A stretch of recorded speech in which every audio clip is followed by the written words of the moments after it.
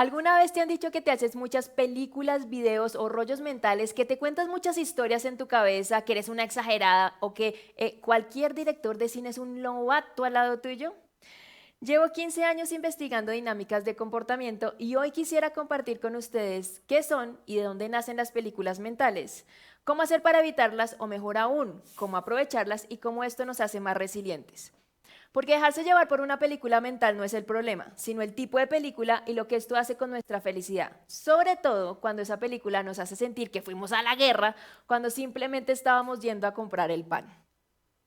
Todo inicia en la forma en la que nosotros interactuamos con el entorno. Por ejemplo, cuando uno es muy pequeño. En mi caso en particular, muy pequeña, me di cuenta que si decía que había una araña en el baño, nadie venía a socorrerme. Pero si decía que era una tarántula tan grande como un perro, a los 2 segundos había alguien al rescate. Primer aprendizaje, la exageración como fórmula de atención. Yo recuerdo que a los 6 años mi papá me contaba una historia sobre las exageraciones, me imagino que es porque hacía muchas, en el que él me decía que había un pescador que llegaba a la taberna de los pescadores y que les decía a todos que había pescado un pez que era pero tan grande que la sola foto pesaba 500 kilos. Mi reacción. Definitivamente cuando uno es pequeño, la emoción es mucho más importante que la lógica. Después, en algún momento de la adolescencia, los padres hacen cosas como: Pilar, ¿me traes las llaves del carro? Uno dice: ¿dónde están? Y le dicen: ¿dónde siempre? O más adelante también con los jefes sucede que ellos pretenden que uno los orbite para poder deducir sus pensamientos. ¿Cómo no sabías que hoy era mi cumpleaños cuando nunca te dijeron? O no me hagas preguntas tontas cuando te dan información que parece que viniera con una raya para rellenar el resto. Segundo aprendizaje, aprender a leerle la mente a la gente, adivinar o suponer para sobrevivir. Y eso es exactamente el problema, que nos enseñan a sobrevivir y no a vivir. Nos acostumbran a no preguntar, a llenar los espacios en blanco, a hacer atajos, a suponer, supuestamente para ser más ágiles y eficientes. Las exageraciones repetitivas, la lectura de la mente y las suposiciones es lo que hoy se convirtieron en las películas, videos o rollos mentales, que al final son las historias que nosotros mismos nos contamos en nuestra cabeza, las cuales vamos trasladando a diferentes áreas de la vida. Por ejemplo, en mi caso, en las relaciones de pareja. En algún momento me sucedió que si mi pareja no contestaba el teléfono, las opciones eran: se accidentó, se murió, está con otra o se está casando en Las Vegas. También hubo un momento en una oportunidad en el que tuve un problema con el crédito hipotecario en mi apartamento y me llegó una notificación del juzgado diciendo que me iban a embargar. Imagen en mi cabeza.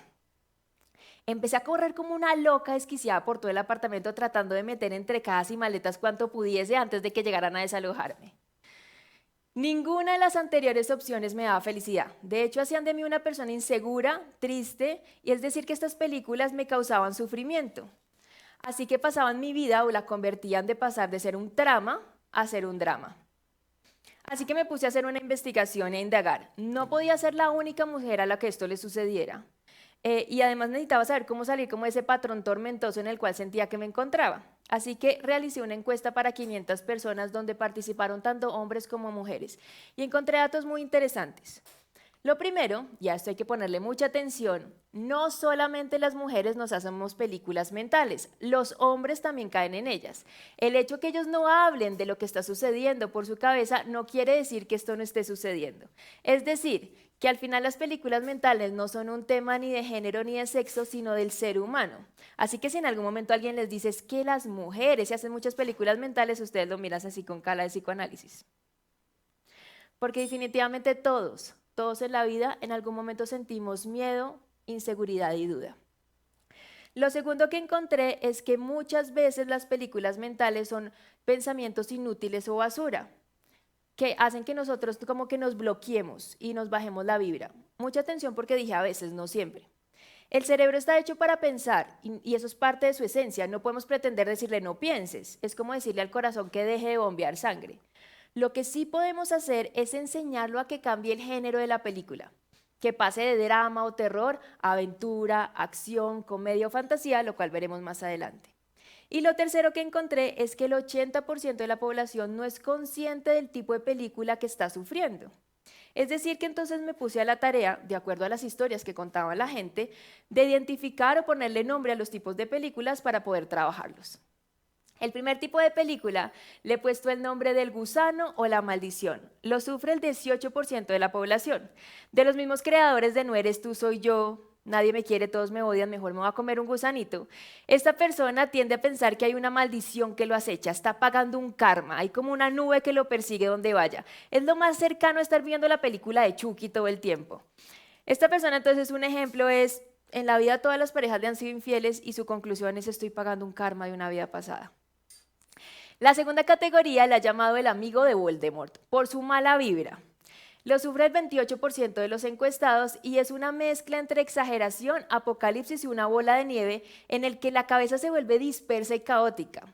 Hace algún tiempo me leí un libro que se llamaba El arte de amargarse la vida y tenía que ver mucho con esto. Un ejemplo es, recibimos una llamada del trabajo o de la pareja y nos dice, tenemos que hablar. Automáticamente uno piensa, me van a echar, si me echan, ¿cómo voy a pagar las cuentas? ¿Qué va a decir mi suegra? ¿Voy a vivir debajo de un puente? ¿Nadie va a ir a mi entierro? Muchas veces es tan mala la vibra que se maneja que empieza a traer como esas situaciones para corroborar la película que está viviendo. La tercera categoría la ha llamado el psíquico o la psíquica y lo sufre el 52% de la población. Es creer que le leemos la mente a la gente. Un ejemplo es que llego a un sitio, alguien me mira de arriba abajo y automáticamente pienso, ay, no están pensando que vine mal vestida, mejor me voy. O un amigo nos deja doble chulo en el WhatsApp y pensamos, ay, Dios mío, ¿qué le hice? Está como raro, ¿qué le pasa? Algo tiene que estar pasándole. Hay otra película que es un porcentaje muy pequeño, pero que sucede muchísimo, y es que a veces en la vida todo va bien, por eso lo he llamado películas fantasmas, todo va bien, y uno tiende a decir, ay, algo malo está por suceder, es que eso que todo vaya bien, eso como que no me gusta. Estas películas mentales se apoderan de nuestra vida a tal punto de convertirnos en un extra de nuestra historia, de nuestra propia película. A veces ni siquiera el extra ni el utilero, sino un simple observador, es decir, que secuestran nuestra felicidad. El tema es qué hacer. ¿Cómo hago para que esa maldición se convierta en una bendición? Para dejar de ser el amigo mala vibra de Voldemort y convertirme más bien en un mago como Harry Potter, Hermione o Doctor Strange. Para dejar de escuchar como voces en mi cabeza y convertirme en un Charles Xavier de los X-Men donde haga cosas extraordinarias. Pues necesitamos aprender herramientas de resiliencia y a ser valiente. Esto se lo agradezco a la Universidad de Pensilvania y a la doctora Brené Brown, porque aprendí que las personas resilientes son aquellas que son capaces de convertir una situación negativa en una extraordinaria. Tienen la capacidad de gestionar sus pensamientos, sus emociones y a ser optimistas, que es la diferencia, hacer la diferencia entre lo que puedo cambiar y lo que no, y también a ser valientes, que es esa capacidad de ser vulnerables. De acuerdo con esto, establecí unos salvavidas para poder transformar mis historias de vida en historias extraordinarias. Lo primero fue incorporar la meditación en mi diario vivir y el mindfulness como una técnica de autoconciencia y autorregulación, es decir, que cada vez que viene como ese pensamiento caótico y loco, observo mi respiración y viro lo que pienso. Y lo segundo es que aprendí a tener una conversación conmigo misma, utilizando 3 herramientas. Verificar, cambiar el observador y tener un plan B o alternativa. Es decir, que aprendí a cambiar el género de la película. Por ejemplo, cada vez que usted esté viviendo, se esté dando cuenta que está viendo la película del Aro, conviértala en comedia. O convierta su historia en aventura o en acción donde usted busque ser su propio James Bond, Los Vengadores o Jumanji de su vida, donde el personaje principal siempre aprovecha lo que tiene disponible para poder sacar el mejor provecho. Es decir, que la acción está en el corazón. También puede convertirlo en una película de fantasía o transformación personal donde siempre hay alguien ahí para guiarlo, para darle la mano, como sucede en la película del Camino del Guerrero, Coco, Avatar o Kung Fu Panda. O en una serie como la de Big Bang Theory, donde usted se convierta en el Sheldon Cooper de su vida y de vez en cuando busque evidencia que contradiga sus pensamientos locos con cifras y datos científicos. También buscar evidencia es tener la valentía de preguntar y tener esas conversaciones que a veces parecen ser incómodas. Vamos a ir a un ejemplo del diario vivir. Una persona le da tos, va y busca en internet síntomas de COVID. De acuerdo a la búsqueda, no solamente puede tener COVID, sino también puede tener cáncer, viruela y hasta estar embarazado, así sea hombre.